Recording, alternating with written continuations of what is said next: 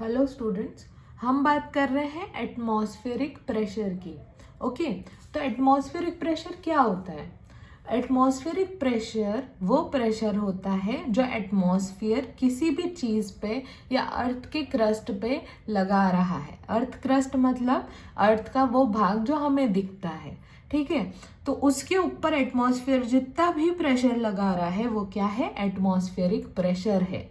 ये होता है 1 ATM, ठीक है।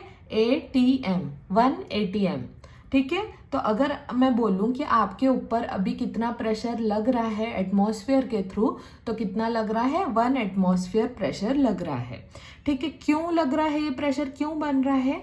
Due to gravimetric attraction of gases.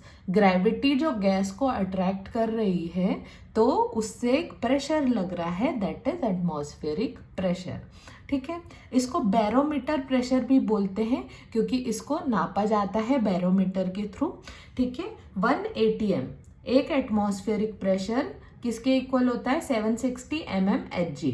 760 millimetre में Hg क्या है यहाँ पर? मर्क्यूरी। मर्क्यूरी जब 760 मिलीमीटर चढ़ जाता है तो उसको हम क्या बोलेंगे? 1 ATM प्रेशर बोलेंगे। अब ये मर्क्यूरी कहाँ चढ़ रहा है?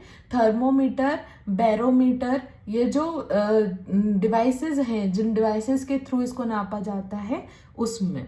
Okay, this can be vary due to altitude. अब ये वेरी हो सकता है एल्टीट्यूड की वजह से। एल्टीट्यूड क्या होता है? एल्टीट्यूड होता है ऊंचाई, ठीक है।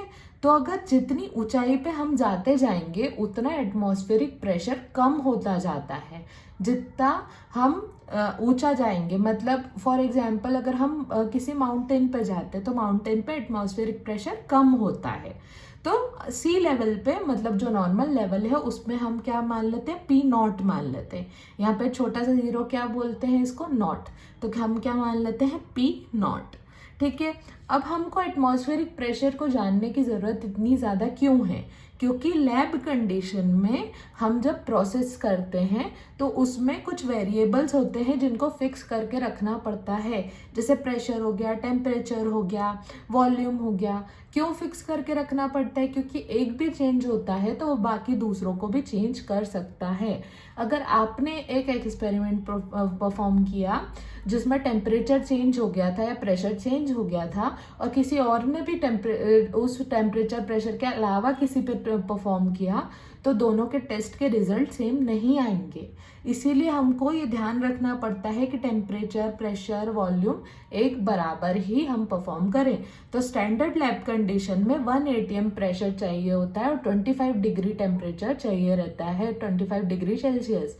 इसीलिए जितनी लैब्स होती हैं, जितनी मॉडर्न लैब्स होती हैं, उनके अंदर 25 डिग्री सेल्सियस टेम्परेचर मेंटेन करने की ज़रूरत होती है, ठीक है।